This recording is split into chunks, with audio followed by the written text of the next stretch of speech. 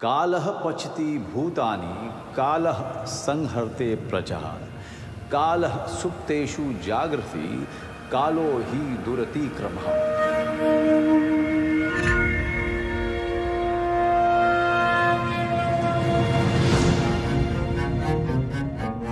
सैकड़ों की संख्या में हमें एंटीनासोड्स मिले हैं और उस पर बहुत सारे स्कॉलर्स ने काम भी किया है। जो भी कॉपर होल्ड मिले हल जोतते हुए या कोई खोदते हुए खेतों में अचानक ही मिल जाते हैं, होल्ड के होल्ड। ये इनिग्मा है अभी तक कि ये कहाँ से ये लोग आए और ये टेक्निक कहाँ डेवलप हुई।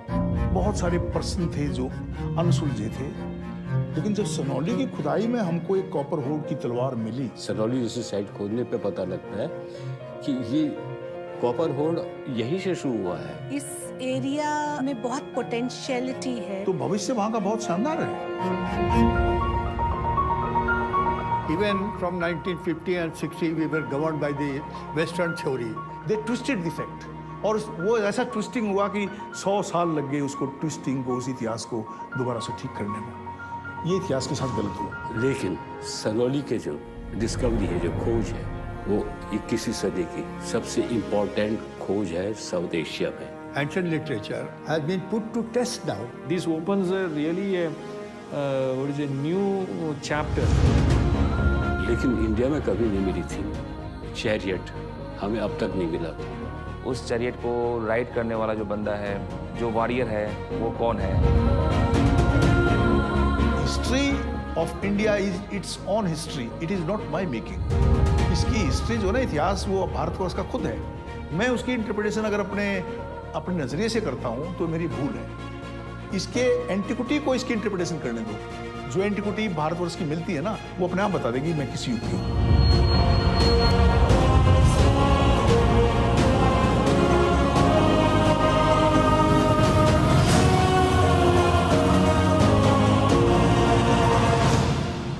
अवशेष, डिस्कवरी, प्राचीन सभ्यता, ऐसे शब्द हमें और आपको एक अलग ही दुनिया में ले जाते हैं।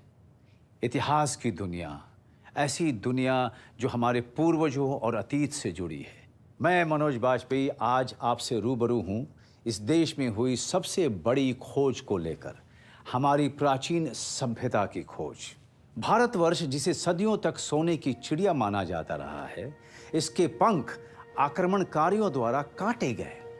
देश का इतिहास भी अछूता न रहा, इसे बदला गया, दबाया गया। ये कहा जाने लगा कि इस देश की विशेषताएं, उपलब्धियां और सभ्यता उन आक्रमणकारियों से प्रभावित है या फिर उन्हीं की देन है। हमारा प्रयास वर्तमान की चढ़ाई हुई परतों को हटाकर इतिहास को देखने और समझने का है। इस प्रयास से जुड़ी हमारी यात्रा साल 2005 देश की राजधानी नई दिल्ली से 67 किलोमीटर दूर बसे सनौली गांव से होती है। सनौली गांव में बड़ी संख्या में ऐतिहासिक अंत्येष्टि स्थल यानी बरियल्स मिले हैं, जो प्राचीन भारतीय सभ्यता और संस्कारों से ओतप्रोत हैं। किसी भी धर्म विशेष से परे है प्राचीन सनौली के लोग। यूपी में बागपत जिले के सनौली गांव के एक खेत में किसान खेती के लिए अपनी जमीन की लेवलिंग कर रहे थे। खुदाई करते समय उन्हें जमीन में से कुछ तांबे के बर्तन, ह्यूमन स्केलेटन और सोने के टुकड़े मिले। बात आग की तरफ फैली। गांव हमारा, खेत हमारा, तो जो मिला वो भी हमारा। भीड़ जमा हो गई और लोगों को लगा कि उन पर कृपा हुई है। मिला हुआ सामान अपने घर ले गए और किसी खजाने की उम्मीद में जमीन को खोदना शुरू कर दिया। बात प्रशासन तक पहुंची तो आर्कियोलॉजिकल सर्वे ऑफ इंडिया को सूचना दी गई। एएसआई ने तुरंत एक्शन लिया और सबसे पहले साइट को सुरक्षित किया गया। डॉक्टर डीवी शर्मा के नेतृत्व में खुदाई शुरू की गई। एएसआई को करीब 116 बरियल्स मिले, 116 अंत्येष्टि स्थल। इसलिए इसे एशिया की सबसे बड़ी बरियल साइट माना गया। किसी को तलवार मिल गई, किसी को पॉटरी मिल गई, किसी को हड्डियां मिल गई, किसी को मणियां मिल गए, तो एक बड़ी खबर फैल गई। तो गांव में इस प्रकार की जब खबरें फैलती हैं तो ये सोने की तलाश में भी लोग काफी टीला बर्बाद कर दिया था। I was really thrilled to see the kind of discovery. In fact हमने साल्वेज ऑपरेशन शुरू किया और फिर जो चीज सामने आई वो एक अद्भुत थी। When the excavation was being concluded in 2006, it turned out to be the largest cemetery site in the western Uttar Pradesh or anywhere on the late Harappan scenario. 2005 की इतनी बड़ी खोज किन्हीं कारणों से रुक गई। समय बीतता गया और सोनौली का नाम हमारी उपलब्धियों के पन्नों में जुड़कर ही रह गया। हम आगे बढ़ गए और इतिहास वही दबा रहा। इस देश में रामायण और महाभारत जैसे पौराणिक ग्रंथों की हमारी सभ्यता में जितनी अहमियत है, उतनी ही अहमियत मोहनजोदड़ो, हड़प्पा या सिंधु सरस्वती सभ्यता की भी है, जिनकी खुदाई में हमारी सभ्यता से जुड़े प्रमाण मिले हैं। तो चलिए आज से करीब 5500 साल पहले चलते हैं। सिंधु सरस्वती सभ्यता, जिसे इंडस सरस्वती सिविलाइजेशन भी कहा जाता है, और इस देश में मिली सबसे पुरानी सभ्यता भी। यह सभ्यता अपने समय के हिसाब से बहुत आगे थी, जिसमें शानदार सिटी प्लानिंग, ड्रेनिंग सिस्टम, कुशल हस्तशिल्प और मेटलर्जी का बेहतरीन तरीके से उपयोग किया गया था। 1900 से 1500 बीसी के बीच इस शानदार सभ्यता के अंत का आरंभ हो गया। कारण जो भी हो, और उसकी वजह से उन लोगों को वहां से माइग्रेट होना पड़ा। उनमें से कुछ लोग गंगा यमुना दोआब की तरफ चले गए। गंगा यमुना दोआब में मिले आर्टिफैक्ट्स कॉपर होर्ड्स और ओसीपी यानी ऑकर कलर्ड पोएट्री से जुड़े दिखते हैं। तांबे के अलग फिगर्स के ढेर में मिलने को कॉपर होर्ड्स कहा जाता है। इन कॉपर होर्ड्स में तांबे से बनी कलाकृतियां जैसे anthropomorphic figures, harpoon, antenna swords और रिंग शामिल है। सोनौली भी गंगा यमुना दोआब का ही हिस्सा है। सोनौली में मिली कलाकृतियां बाकी सभी साइट्स की तुलना में कई गुना बेहतर और अनोखी हैं। एक्सपर्ट्स को मिले आर्टिफैक्ट सालों तक चर्चा का विषय बने रहे और कई सवाल भी उलझे ही रहे कि बरियल से जुड़े लोग थे कौन, वे किस सभ्यता से जुड़े थे। 13 साल बाद हमें फिर एक बार मौका मिला कि हम सोनौली में दबे इतिहास को दुनिया के सामने ला सकें। साल 2018 एक नई शुरुआत जो बहुत कुछ बदलने वाली थी। इस बार एएसआई की तरफ से डॉक्टर संजय मंजुल ने टीम को लीड किया। उन्होंने 10 बाय 10 मीटर की ट्रायल ट्रेंच के साथ शुरुआत की, जिससे 10 बरियल्स की खोज हुई।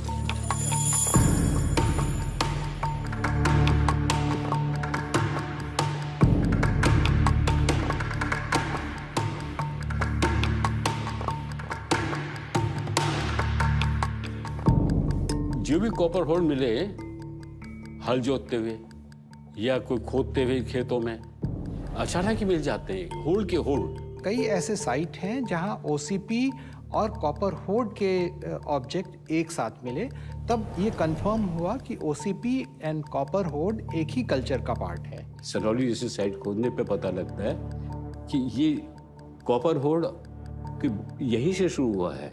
हम आइसोलेशन में उस कल्चर को इंडिपेंडेंटली कभी डिफाइन नहीं कर पाए कि कॉपर होल्ड कल्चर क्या था, वो एक अनिग्मा ही बना रहा।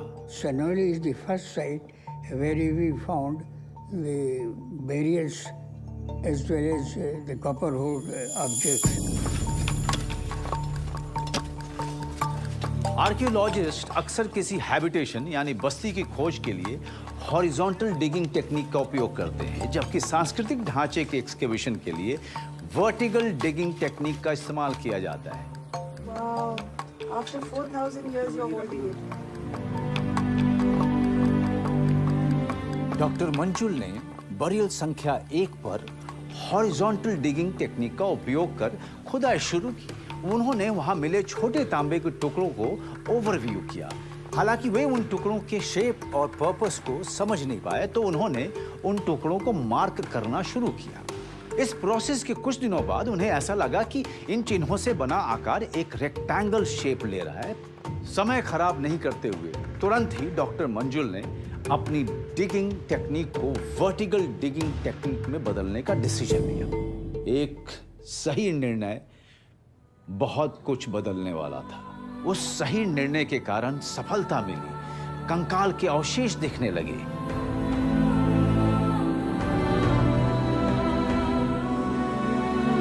जो बरियल्स हमें मिले हैं उसमें ब्रॉडली अगर हम देखें तो एक कॉफिन बरियल है, दूसरा फ्रेगमेंट्री बरियल है जिसमें पार्शियल बोन्स रखे हैं, और तीसरा सिंबॉलिक बरियल है। 3 प्रैक्टिस जो है वो बहुत क्लियरली विजिबल है। ये संभवतः 2 सिंबॉलिक बरियल का पार्ट है, और इसमें आप देख रहे होंगे ये सिर्फ बेस बचा है, और बाकी आप बड़े बड़े पात्र भी यहाँ पे देख रहे होंगे जो ऊपर कल्टीवेशन से डिस्टर्ब हो चुका है। हड़प्पा का सिमेट्री सबसे पहले नोटिस हुई थी जब कॉफिन नहीं मिला था वुडन का, फुल बॉडी वाज बरीड, तो फुल स्केलेटन मिलता था नॉर्थ साउथ ओरिएंटेशन में। One more thing we need to understand that all the people they are not burying. There's a different custom. Like cremation was also there. हमारे ऋग्वेद में पुरुष सूक्त के एक मंत्र का, एक सूक्त का मैं आपको रेफरेंस देना चाहूंगा यहाँ पे। उसमें कहा गया कि हे यम, हमने मृत को लिटा दिया है, हमने अमिक्षा रख दी है, अमिक्षा माने दही, हमने धृत रख दिया है, घी, और हमने सोम रस भी रख दिया है। आइए आप इसको ले जाइए और आप उनको भी ले आइए जो अपने ये पितरों को नहीं जानता है, अपने पूर्वजों को नहीं जानता है। दफन करने की परंपरा ऐसी थी, लेकिन श्रोत्र परंपरा भी उसके समकालीन थी। ऋग्वेद में श्रोत्र माने हवन की तरह से किसी चीज को जला देना। श्रोत्र परंपरा और स्मार्त परंपरा यानी जलाने की परंपरा, दफन करने की परंपरा, ये दोनों समकालीन थी, एक काल में बराबर चल रही थी उसी वक्त। इसलिए सरौनी में हमको दोनों परंपराओं के एविडेंस मिले हैं। No other burial has compares with the one at Sanoli. It is unique by itself. Of course, Jesus' coffin was there in the Harappan times, but not such an elaborate one. Burial संख्या 1, 3, 6, 9 और 10 में मिले coffins ने doctor मंजुल के सामने ये सवाल खड़ा किया कि इन कॉफिन्स को इतने सालों तक किस चीज ने संभाल कर रखा है, क्योंकि लकड़ी से बना ताबूत इतने समय में गलकर मिट्टी हो जाता है। आगे बढ़ने पर पता चला कि कॉफिन्स के पैरों पर लगे कॉपर स्ट्रिप्स की वजह से वो कॉफिन्स वैसे ही खड़े थे जैसे हजारों साल पहले रखे गए थे। ये अनोखे तरह के ताबूत थे जो किसी खाट की तरह दिखते थे। You can see the whole legs of the coffin. ये एक लेग है कॉफिन का, ये वुडन लेग हैं, उसके ऊपर ये कॉपर के शीट चढ़ाए गए हैं, और इसके बीच बीच में आपको मोल्डिंग्स भी दिखाई देंगे।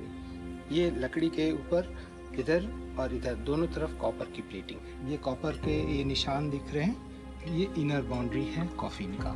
जो फीमेल बरियल है, उस बरियल के होल स्ट्रक्चर में स्टेटाइट का इनले किया गया है, और एक ज्योमेट्रिकल पैटर्न, चाहे वो कॉफिन का लेग हो या उसकी बॉडी हो, और संभवतः टॉप पे भी स्टेटाइट की डिजाइनिंग की गई थी, जबकि मेल बरियल में कॉपर की सीथिंग है।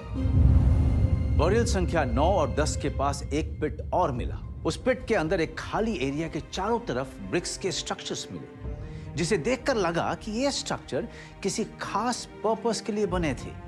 रिक्रिएशन प्लान किया गया और एक खाट को ताबूत मानकर उस खाली जगह पर रखा गया।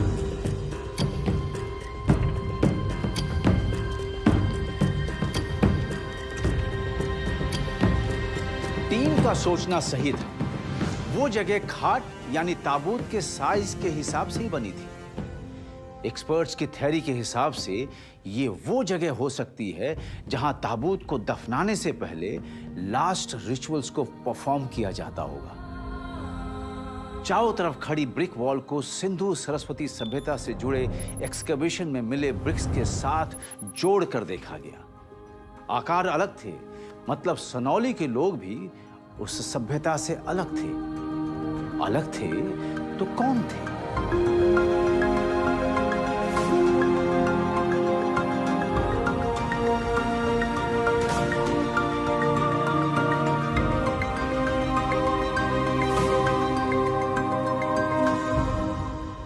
ऐसा लगता है कि जितने तरीके समकालीन अंत्येष्टि करने के थे हमारे लिटरेचर में, वो सारे हमको वहाँ उपलब्ध हुए हैं। इसलिए सनौली को मैं मानता हूँ कि जहाँ तक अंत्येष्टि स्थल का इतिहास और जो इम्पोर्टेंस है, सनौली का संसार में दूसरा कोई स्थान ही नहीं है। संसार की किसी भी सिविलाइजेशन में ऐसा बरियल प्लेस नहीं मिला है जैसा सनौली। साथ ही में चल रही खुदाई में उनकी टीम को जो चीजें मिली वो कई सारे सवालों का जवाब अपने साथ लेकर आई थी। बरियल संख्या 5 में उन्हें पॉटरीज, कॉपर चैनल और 2 एंटीना स्वॉर्ड्स मिली, जिनमें से एक हिल्ट यानी तलवार को पकड़ने का मुट्ठा था। सैकड़ों की संख्या में हमें एंटीना सोर्ड्स मिले हैं। बहुत सारे स्कॉलर्स ने ये कहा कि नहीं, ये तो सिर्फ ऑफरिंग के लिए हो सकता है। क्या ये सिंबॉलिक है? क्या इसका कोई यूज नहीं है? या इसको यूज कैसे किया जा सकता है? पहले की खुदाइयों में मिली एंटीना स्वॉर्ड्स ने विद्वानों को ये चुनौती दी थी कि बिना हिल्ट के मिली तलवारों को पकड़ा कैसे जाता होगा और बिना पकड़े इन तलवारों का इस्तेमाल कैसे किया जाता होगा। एंटीना सोर्ड में जो पकड़ने की जगह है वो बहुत कम दिखाई दे रही थी, लेकिन हिल्ट के मिलने के बाद हमें ये समझ में आया कि इसे हम बहुत अच्छी तरीके से पकड़ सकते हैं।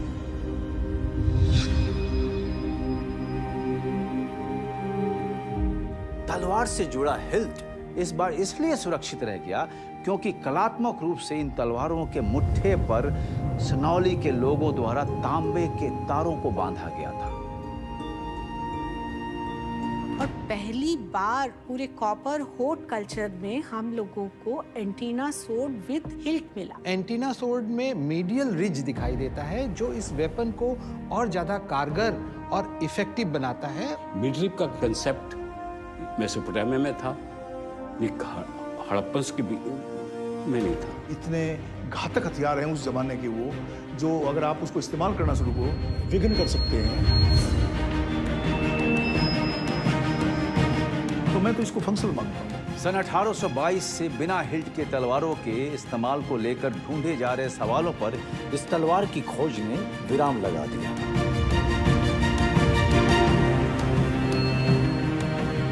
इतनी बड़ी डिस्कवरी अपने साथ कई सवालों को भी लेके आई। स्वॉर्ड को बरियल्स में क्यों रखा गया? कौन थे वो लोग जो इन तलवारों से जुड़े थे? ऐसे कई सवाल जिनके जवाब हमें शायद आगे मिले। और हाँ, एक बात और, इन सारे बरियल्स में एक कॉपर चैनल यानी तांबे से बनी सी के आकार की छड़ी भी मिली है। ये कॉपर के चैनल रखे गए हैं जो अन्य बरियल में भी दिखाई देते हैं। एक दूसरा कॉपर चैनल यहाँ रखा है, तो इसमें भी 2 कॉपर चैनल हैं जैसा कि दूसरे और बरियल्स में है।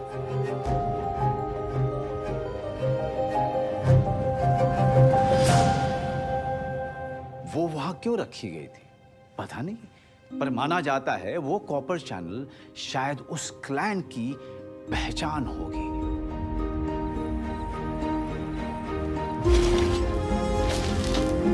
जो दिखाई दे रहा है तो वॉरियर क्लैन लगते हैं। एंटीना सोर्ड को ऐसा खड़ा करके रखा हुआ है जैसे कोई योद्धा लड़ता हुआ मारा जाता है, उसकी शौर्य गाथा को ये सोर्ड बयान कर रही है, बता रही है।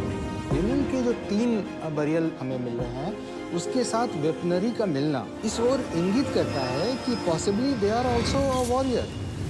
इंडिया में कभी नहीं मिली थी चैरियट, एक यूनिक चैरियट है। तो भविष्य वहां का बहुत शानदार है। ये है हमारी खोज, भारतवर्ष में मिला पहला रथ। इंसान अपना भविष्य ग्रह नक्षत्रों में ढूंढता है और अपना अतीत जमीन के नीचे। भविष्य संभावनाओं पर टिका है और अतीत मिल रहे एविडेंसेस पर। सनौली की डिस्कवरी एक कदम और आगे बढ़ती है। एएसआई की टीम को अतीत से जुड़े कुछ और एविडेंसेस मिलते हैं। तलवारों के इस्तेमाल पर उठे सवाल अभी चर्चा के विषय थे कि बरियल संख्या 1 में मिले स्केलेटन की डीएनए रिपोर्ट्स एएसआई को मिली, जिससे इस कंकाल की उम्र के बारे में पता चला। इस फीमेल कॉफिन के साथ कई हथियार भी रखे गए थे। ये सनौली का बरियल नंबर 10 है। ये मोस्ट लाइकली एक फीमेल इंडिविजुअल है। डीएनए एक्सट्रैक्शन जो हुआ है सैंपल्स का, वो इसके एक पेट्रस बोन से हुआ है और यहाँ पे जो टूथ सैंपल्स हैं वहाँ से हुआ है। ये है इसका जो ह्यूमरस बोन और ये रेडियस अल्ना। ये जो हमें दिख रहा है ये बहुत अच्छे कंडीशन में है, इसमें कुछ भी हमें ट्रॉमा या कुछ भी इन्फेक्शंस नहीं दिख रहे हैं। बट ये सैंपल्स हमें जो है फिट दिख रहा है विदाउट एनी डिजीज़। ये है इसका फीमर बोन। फीमर बोन से हम जो है हाइट बता सकते हैं, जो कि हमें इससे चल रहा है पता एवरेज हाइट रही होगी। डीएनए जो रिजल्ट्स है वो मार्जिनल है बट डेटा सफिशिएंट है, जैसे कि हम ये बता सकते हैं कि जो सनौली के जो सैंपल्स मिले हैं उनकी एंसेस्ट्री ग्लोबल लेवल पे क्या है। हमने जब कंपेयर किया जो है इन पॉपुलेशन से, तो हमें जो है ये पता चला कि जो एंसेस्ट्री है वो लोकल है। और जो मॉडर्न डे जो जितने इंडियन पॉपुलेशन है उनकी जो एंसेस्ट्री है वो कहीं ना कहीं इनसे जो है लिंक्ड है, बट जो अभी जो फाइंडिंग है उसमें हमें कोई सेंट्रल एशियन कंपोनेंट्स या यूरोपियन कंपोनेंट्स नहीं मिल रहा है। बरियल्स को जिस तरह से डिजाइन किया गया था उसे देखकर कई ओपिनियंस बनी। ओसीपी, बर्तन, पॉट्स, अनाज, तलवारें, कॉपर चैनल जैसी कुछ चीजें इन बरियल्स में कॉमन थी और हर बरियल में मिली कुछ चीजें यूनिक भी थी। We got beads initially. These are steatite beads. They come in two forms, like this and this one. This is terracotta bead. We got figurines, terracotta figurines, and part of necklace. Gold के bangles हमको इतने शानदार मिले कि ऐसे gold कभी हड़प्पा में भी नहीं मिले या किसी दूसरी साइट पे नहीं मिले। एक 14 वर्ष की नवयुवती का जो हम उसको बाद में प्रिंसेस कहने लगे थे उस लड़की को, क्योंकि उसके गले में बहुत सारे सेमी प्रीशियस स्टोन और ऑर्नामेंट्स थे, उसके हाथों में गोल्ड के कड़े थे और बहुत सारे ऐसे आभूषण थे जो ये कहते हैं कि वो बड़ी एक रिच लेडी थी। किसी भी खोज में वहां मिली पॉटरीज उस सभ्यता के बारे में बहुत कुछ कहती है। एक तरफ सनौली में मिली पॉटरीज हड़प्पा की सभ्यता से मिलती है, पर रचना और कलाकारी में कई गुना बेहतर दिखती है। फ्लास्क आप देखेंगे बिल्कुल जैसे कंप्यूटर से बनाए हुए हैं। बाउल्स बने, बहुत सुंदर बाउल जिनमें घृत रखा जा सकता है, घी रखा जा सकता है, अमिक्षा है, दही है। उनकी शेप ये बताती है कि हाँ ये इसी चीज के लिए पात्र बने हैं। बरियल नंबर 10 की बात करें तो 2 मिनिएचर पॉट हैं जिसमें एक फियांस से बना है, दूसरा कॉपर पॉट है। ये एक यूनिक फाइंडिंग है जो और किसी बरियल में हमें नहीं देखने को मिला।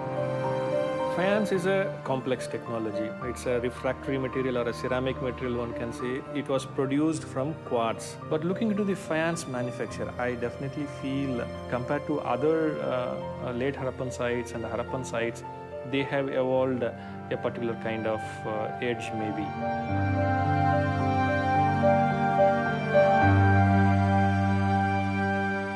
पहली बड़ी खोज एंटीना स्वॉर्ड, उसके बाद दूसरी बड़ी खोज सामने आई। बरियल्स में शील्ड्स पाई गई। पहली बार देखकर उन्हें शील्ड माना ही नहीं गया। किसी ने इन्हें ह्यूमन टॉर्सो यानी मानव धड़ माना, तो किसी ने शील्ड। ये एक 8 के आकार का या धड़ के आकार का एक चीज देख रहे हैं जिसपे ये एक पैटर्न आपको दिखाई दे रहा है क्रॉस डिजाइन में। हर स्क्वायर के बीच में एक फ्लावर डिजाइन इनले किया गया है। 2005 के फाइंडिंग में भी लगभग 3 ऑब्जेक्ट मिला था जिसे ये कहा गया कि संभवतः ये सिंबॉलिक बरियल है, जो मानव उत्तल की तरह इसको यूज किया गया। जो 2005 के एक शील्ड था उसको हमने सीटी स्कैन किया और सीटी स्कैन से जो रिजल्ट्स आए वो बड़े अमेजिंग थे। सीटी स्कैन के बाद ये पता चला कि इसका थिकनेस लगभग 1 इंच का है और इसके चारों तरफ कॉपर के इनकेसिंग की गई है और जो लकड़ी लगे हैं वो एक छोटे छोटे पट्टियों में हैं और हर पट्टी के साथ उसकी नेलिंग की गई है और उसके टॉप पे जो एंथ्रोपोमॉर्फिक डिजाइन थे, ऐसा लगता था कि 2 ग्रुप एक साथ वॉर कर रहे हैं। और अगर आप उस सील्ड की बनावट देखें तो छोटी छोटी जो पत्तियां लगाई गई हैं, अगर सील्ड के ऊपर हीट किया जाएगा तो वो बेंड तो हो जाएगा लेकिन वो टूटेगा नहीं। कंटेम्प्रेरी वर्ल्ड में शील्ड के डिपिक्शंस हमें मिलते हैं, चाहे वो इंडस वैली के सील पे हो या मेसोपोटामिया, इजिप्ट, उसमें भी। लेकिन पहली बार फिजिकल एविडेंस के रूप में हमें सनौली के बरियल में शील्ड मिले हैं, जिससे हम उसके मैन्युफैक्चरिंग टेक्निक को भी समझ पाए, उसके यूजेस को भी समझ पाए हैं। इंटरेस्टिंगली 2 तरह के शील्ड हमको दिखाई देते हैं। एक जिसमें स्टेटाइट के इनले हैं, डेकोरेशंस किए गए हैं, दूसरा जिसमें कॉपर के डेकोरेशंस किए गए हैं। कॉपर का जो बहुतायत में यूज किया गया है वो मेल बरियल के साथ है और स्टेटाइट का जो बहुतायत में यूज किया गया है वो शायद फीमेल बरियल के साथ। बरियल्स के डिजाइन को समझने के बाद एक्सपर्ट्स की जद्दोजहद ये रही कि वो शील्ड, वो तलवारें सिर्फ कलाकारी के लिए थे या किसी युद्ध के लिए। अगर हम पूरे फाइंडिंग को कॉन्टेक्स्ट में देखें, 5 बरियल में वेपन्स और वेपन से रिलेटेड चीज़ों का मिलना, तो ये निश्चित रूप से सारी चीज़ें एक ऐसे क्लास का है जो इसको यूज कर रही थी। इनकी उन्नत कलाकारी को देखकर इनके कौशल का तो हमें पता चला, पर इनका इस्तेमाल सिर्फ कला को लेकर नहीं था। तो क्या ये हथियार युद्ध के लिए बने थे? तो इनसे जुड़े लोग योद्धा भी थे।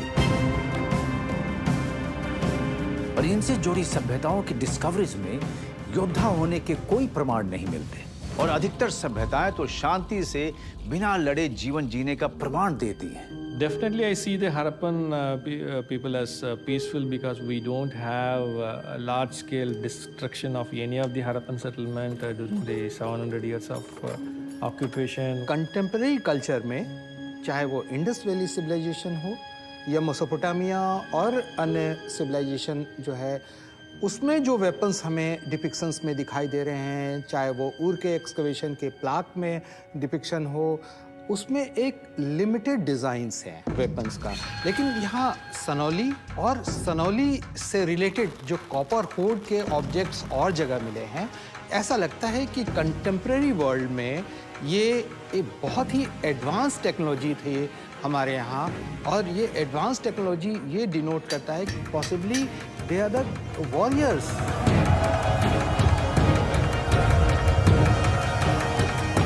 सनौली की पर्सनैलिटी और जो आइडेंटिफिकेशन है वो इतना स्ट्रॉन्ग है इसकी एंटिक्विटी की वजह से कि ये रिसर्च का फ्यूचर में एक बहुत बड़ा मुद्दा बनेगा लोगों के लिए। ये एक एलीट वॉरियर्स हैं जिनके साथ इतनी एडवांस क्राफ्टमैनशिप की चीज़ें बरीड की गई हैं। जो पहले के एक्सप्रेशन में भी है, वहाँ बहुत सारी मिलिट्री वाली सोर्स मिली थी, गिटागर मिले थे। जो दिखाई दे रहा है तो वो तो वॉरियर क्लन लगते हैं। एक बरियल तो हमको ऐसा मिला है कि लगता है कि उसकी डेथ कहीं और हुई।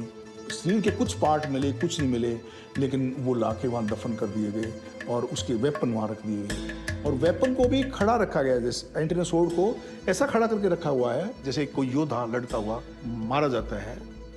मेरी समझ ये है, मेरा ये मानना है कि ये इंडिकेट करती है कि ये आदमी बड़ी बहादुरी से लड़ा और वो उसको उसकी शौर्य गाथा को ये सोर्ड बयान कर रही है, बता रही है।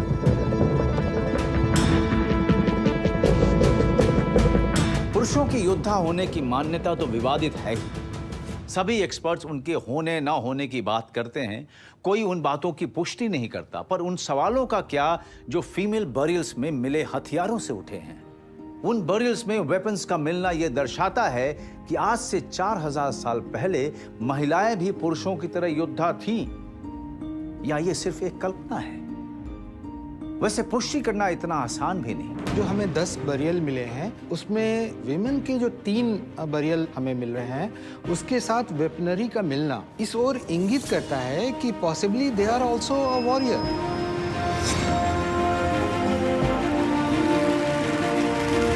कैकेयी वाला जो प्रसंग है वो तो एक लेडी वॉरियर का प्रसंग है जहां वो लड़ाई में सीधे हिस्सा ले रही है। वॉरफेयर में के दौरान में कैकेयी साथ थी, और तभी तो उससे कहा था कि 2 बर तुम मांग सकती हो। It is possible because at that time also the queen or the chieftain was also accompanied by the wife. Because if you see in certain stories, the queens also accompanied their husband in the campaign.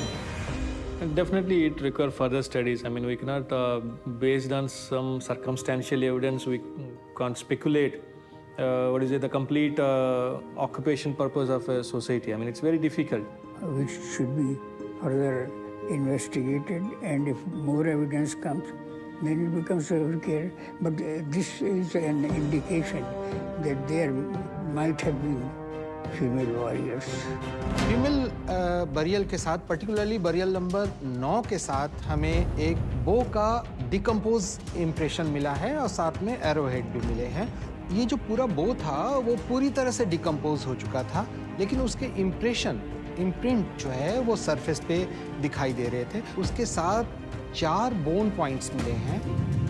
बो and arrow, blade sword और shield, इसका मिलना इस ओर इंगित करता है कि possibly they are also a warrior.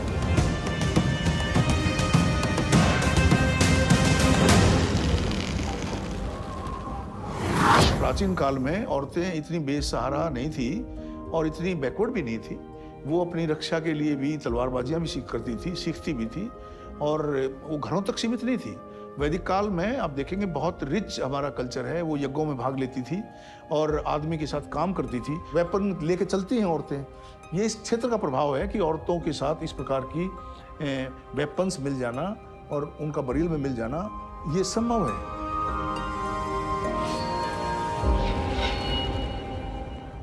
मत है तो मतभेद भी, पर उम्मीद है कि एएसआई द्वारा मतों की गुत्थी को जल्द ही सुलझा दिया जाएगा।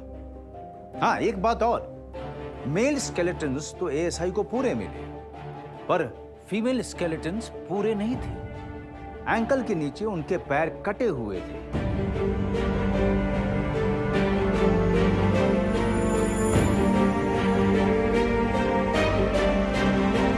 कारण अज्ञात है, शायद भविष्य में ज्ञात हो। तलवार, शील्ड, स्पेयर, तीर, कमान, इन सब का नाम आते ही हमारे सामने युद्ध की तस्वीर बनने लगती है। समय के साथ चीजें जुड़ती चली गईं और युद्ध शैली इवॉल्व होती गई।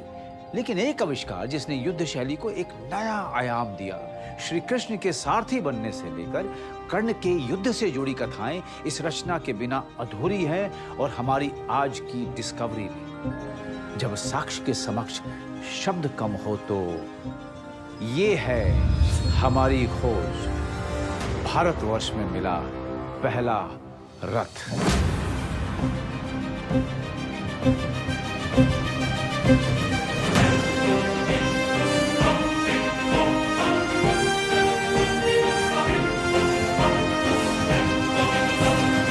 Suddenly it became of international fame. ताबूत के साथ रथ मिले हैं जो प्राचीन संस्कृति की तरफ इशारा करते हैं। सादिकपुर सनौली की खुदाई ने हमारी प्राचीन सभ्यता के कई राज उजागर किए हैं। ये एक रथ है, तिकोनी डिजाइन की गई है।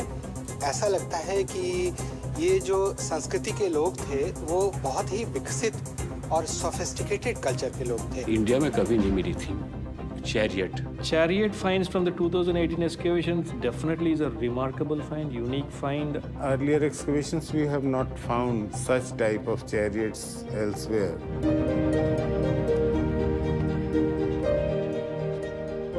हमारे अतीत की शौर्य गाथाओं का आधार है ये रथ। हमारे स्वर्णिम इतिहास और पूर्वजों की कलात्मक रचना। मेसोपोटामिया और सुमेरिया में सनौली से पहले मिले चैरियट भी इस रथ की पूर्णता के सामने नहीं टिक पाते। चैरियट का मिलना अपने आप में एक बहुत बड़ी चीज़ है जिससे हम हिस्ट्री को दोबारा देखने की ज़रूरत पड़ रही है। Many historians in the country believe that Aryan came from outside India. Earlier thoughts थे कि चैरियट इंडिया में या इंडियन सब कॉन्टिनेंट में काफ़ी बाद में आया। उन्होंने वो प्री कंसीव्ड नोशन से कई चीजें इंट्रोड्यूस कर दी, थ्योरी खड़ी कर दी और बाद में जब आर्कियोलॉजिकल एविडेंसेस आई तो पता लगा कि ये एक प्रपोज थ्योरी थी। They twisted the fact. To be very frank, our civilization in many ways is earlier than Mesopotamia, but because of the Western theory, Western has money. The question is they have not allowed that the Indian civilization should be earlier than Mesopotamia and others. वो ऐसा twisting हुआ कि 100 साल लग गए उसको twisting को, उस इतिहास को दोबारा से ठीक करने। सनौली के जो डिस्कवरी है, जो खोज है, वो 21वीं सदी की सबसे इम्पोर्टेंट खोज है साउथ एशिया में। अलेक्जेंडर ग्लैडिएटर्स द्वारा लड़े गए प्रसिद्ध युद्धों में रथों ने जीत की बड़ी भूमिका निभाई है। उन युद्धों से सैकड़ों साल पहले की रचना है ये रथ। सदियों से कई आपदाओं को झेलने के बाद भी ये रचना पिछले 4000 सालों से अडिग है। 2 बरियल्स में 3 रथ मिले जो सदियों से अपनी कहानी छुपाए हैं। पहली बार भारतीय महाद्वीप में इस तरह की कोई फाइंडिंग्स मिली है। आप ये देखेंगे कि ये एक वुडन चैरियट है और इस वुडन चैरियट में एक व्हील यहाँ है, दूसरा व्हील यहाँ है। जो चैरियट का व्हील है ना, और डेकोरेटेड है। इनले डिजाइनिंग है, ट्रायंगल शेप में, वो 3 लेयर की डिजाइनिंग है और ये ट्रायंगल्स ऐसा लगता है कि रेडिएटेड सन की तरह दिखाई दे रहा है। कॉपर का जो यूज़ किया गया है वो इतना रिफाइंड है, इसको देख करके हमें लगता है कि जो ये टेक्नोलॉजी है बहुत ही एडवांस टेक्नोलॉजी रही होगी इस टाइम पे। व्हील यानी चक्का, ह्यूमन इवोल्यूशन का एक बहुत बड़ा आविष्कार रहा है। आज के जमाने के टायर ट्यूब्स आविष्कार नहीं हैं, वो सिर्फ आविष्कारों का आधुनिक रूप हैं। जैसे गाड़ियों के लिए डीजल, पेट्रोल, वैसे ही रथों के लिए उन्हें खींचने वाले जानवर। इस चैरियट के पर्पस को समझने के लिए हमें यह जानना जरूरी है कि यह चैरियट किस जानवर के हिसाब से डिजाइन किया गया था।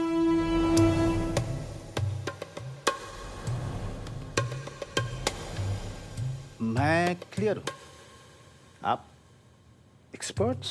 मेरा मानना ये है कि 99 points of the Harappan civilization match with the Rigvedic civilization. But again, the next question is of horse. Why the horse? मैंने मजाक में एक सज्जन से कहा था, मैंने कहा यार साला ये घोड़ा नहीं है, आप ये खच्चर है।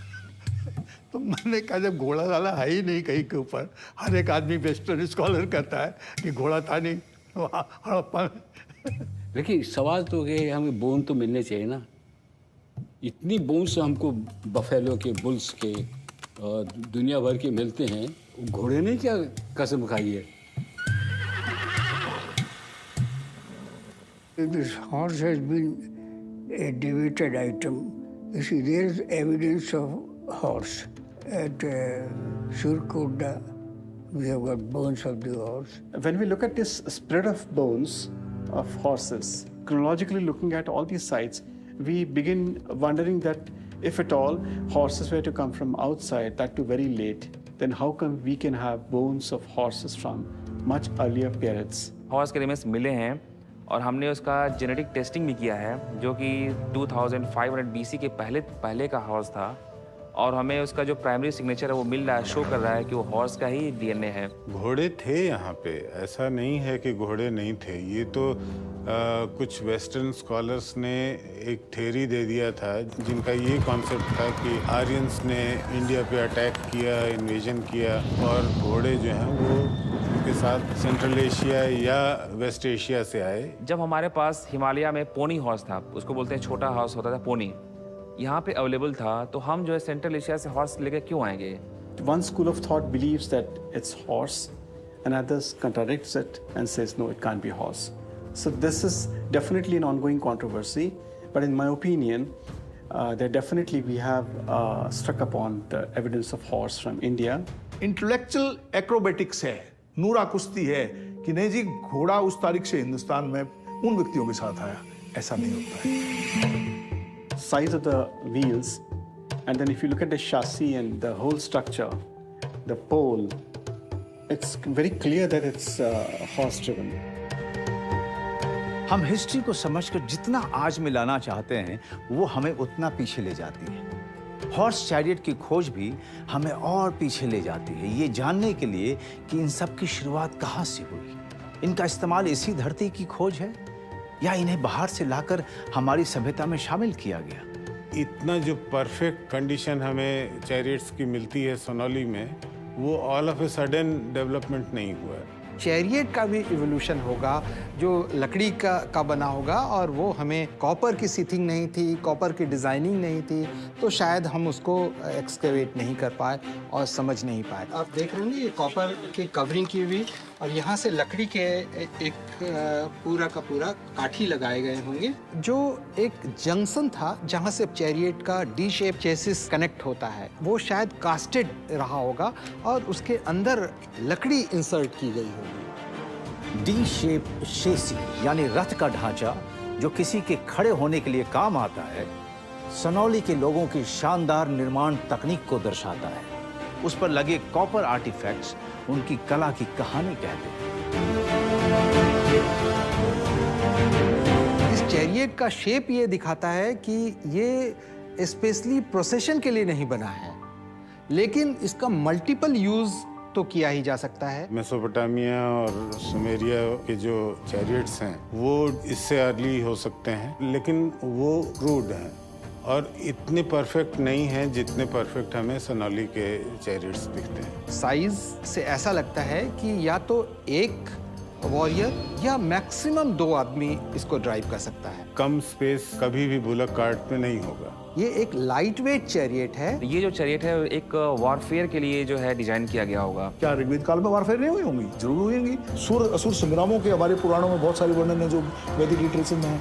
तो ये पूरा लिटरेचर अगर आप देखें, ये इस प्रकार के सुर असुर संग्रामों से भरा हुआ साहित्य हमारे पास अवेलेबल है। आने दो नए एविडेंस, ये डेट तो बदलती रहेंगे, कोई निश्चित नहीं है कि एक तारीख आप तय कर दोगे कि रथ इस तारीख से शुरू हुए, इस तारीख से गाड़ी शुरू हुई, ये कहना बड़ा मुश्किल है।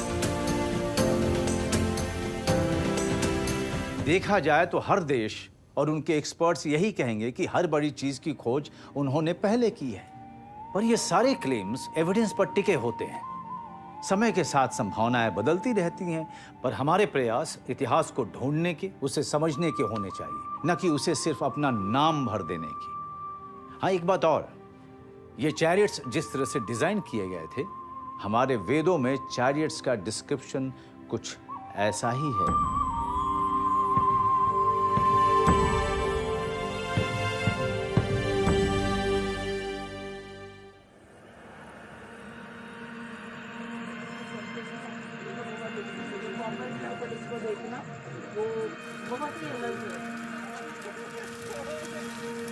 Two 2000 BC, 1800 BC, there is plenty of craftsmanship.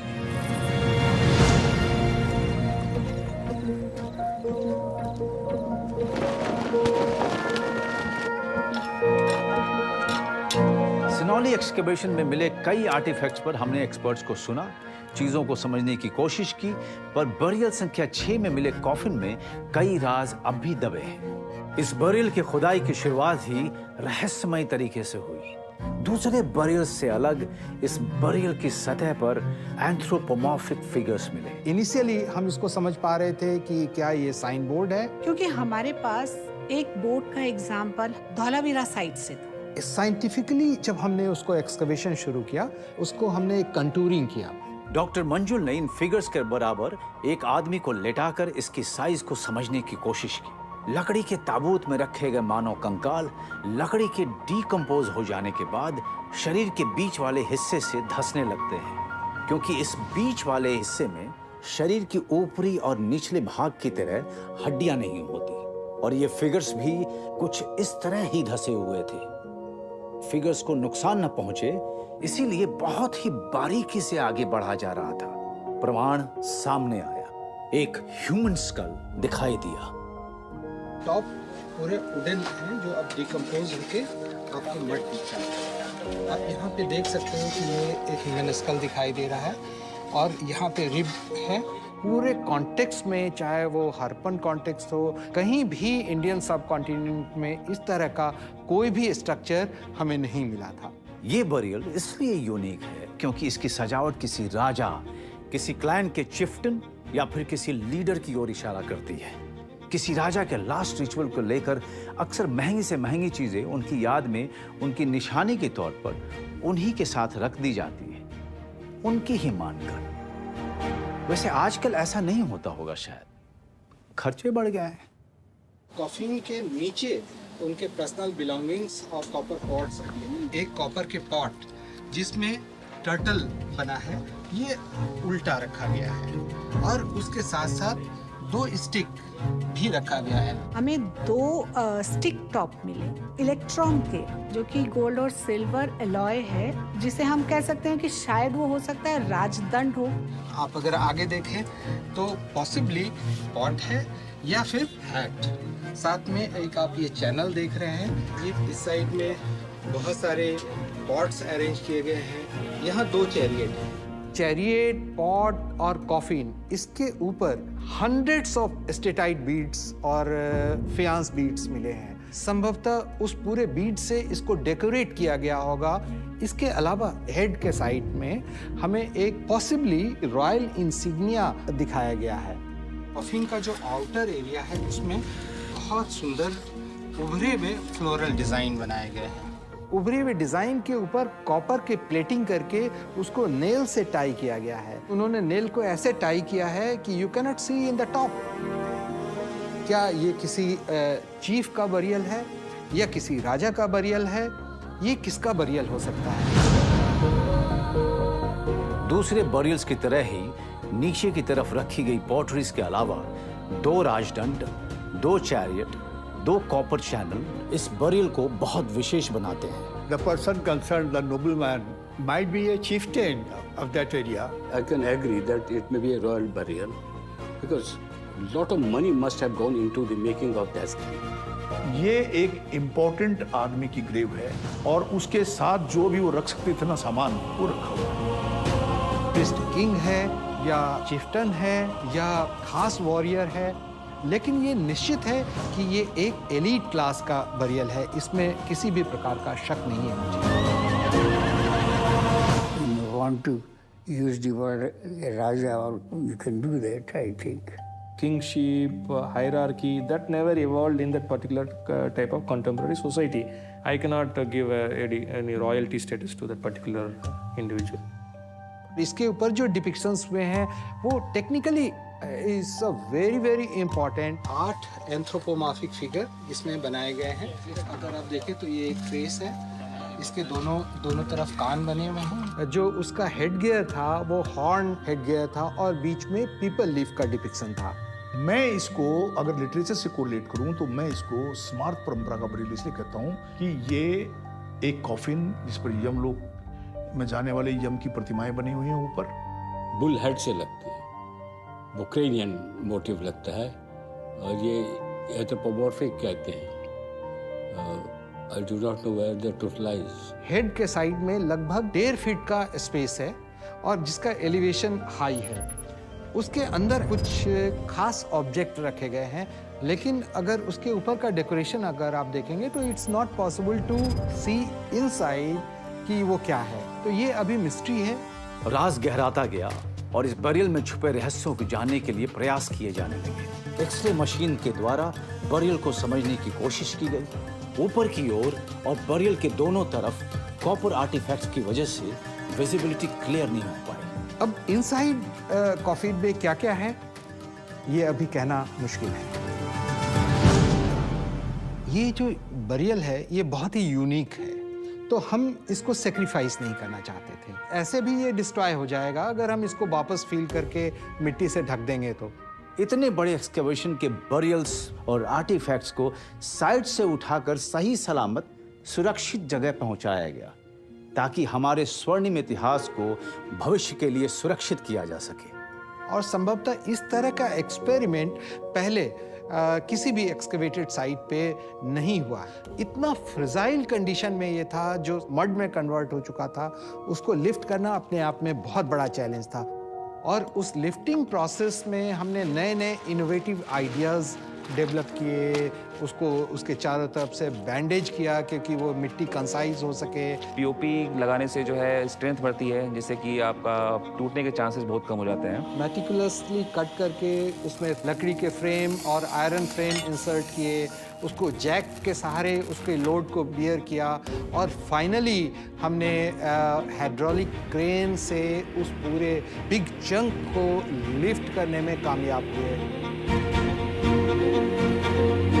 अभी हम अलग अलग तरीके से एक्सपेरिमेंट करना चाहते हैं और देखना चाहते हैं कि इसके अंदर और क्या हो सकता है, और इस मिस्ट्री को शायद हम आने वाले समय में टेक्नोलॉजी के माध्यम से हम इसको और समझ पाएंगे। कुछ बातों को आने वाले समय पर छोड़ देना ही सही है। कल को हम में से भी कोई इन लेयर्स को समझने में ASI का साथ दे दे। हाँ, एक बात और, रॉयल बरियल की साइज को देखकर ऐसा भी लगता है कि ये बरियल एक नहीं 2 व्यक्तियों का भी हो सकता है।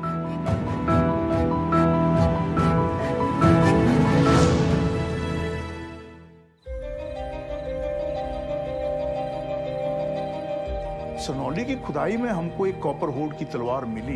इतने घातक हथियार हैं उस जमाने के वो, जो अगर आप उसको इस्तेमाल करना शुरू करो विघ्न कर सकते हैं। क्या ये हथियार युद्ध के लिए बने थे? तो इनसे जुड़े लोग योद्धा भी थे। विमेन के जो 3 बरियल हमें मिल रहे हैं उसके साथ वेपनरी का मिलना इस ओर इंगित करता है कि possibly they are also a warrior. India में कभी नहीं मिली थी chariot. Definitely is a remarkable find, unique find. कहीं भी इंडियन सब कॉन्टिनेंट में इस तरह का कोई भी स्ट्रक्चर हमें नहीं मिला था। I can agree that it may be a royal burial. कई सवालों को सुलझाने में एक्सपर्ट्स ने अपने स्तर पर हमारी बहुत मदद की, पर असली जंग तो अब शुरू होती है जब अवशेष हमारे सामने ही हो और चारों तरफ उम्मीदों और सवालों से भरे चेहरे। सनौली के लोगों ने अपनी सभ्यता तो हमारे सामने रख दी, पर अपनी पहचान नहीं।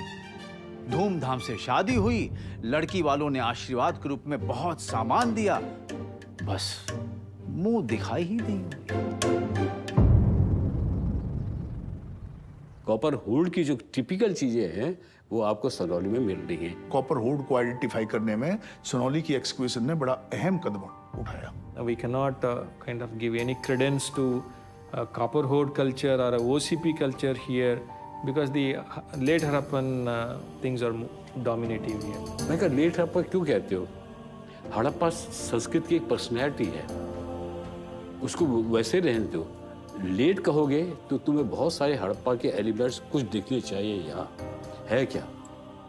आपकी सील्स गायब, आपकी उस टाइप की ज्वेलरी गायब, आपकी टाउन प्लानिंग गायब, आपका आर्किटेक्चर गायब। Whatever our thinking was past based on in the name of ancient literature has been put to test now. ये कल्चर डेफिनेटली अलग कल्चर था जिसका हड़प्पन कल्चर के साथ कोई डायरेक्ट संपर्क नहीं है।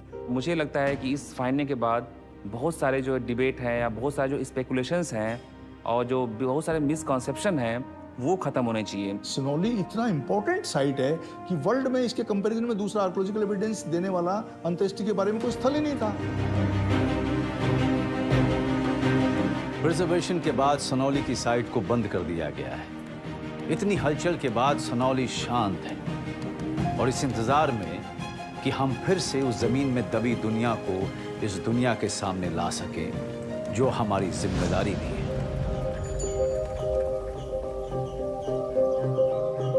ये 2018 वाली साइट का मैदान है, ये अभी भर दिया गया है। यहीं पे इसे सब कुछ निकला है, चैरियट, कॉफिन, सॉर्ड, ये सब यहीं से निकला हुआ है। ये सब इतनी छोटी सी जगह में, चारों तरफ जितने भी खेत हैं, हर खेत में कुछ ना कुछ दिखाई देता है। जहाँ पे भी जाए पोर्टियाँ वहीं पे मिलेंगी।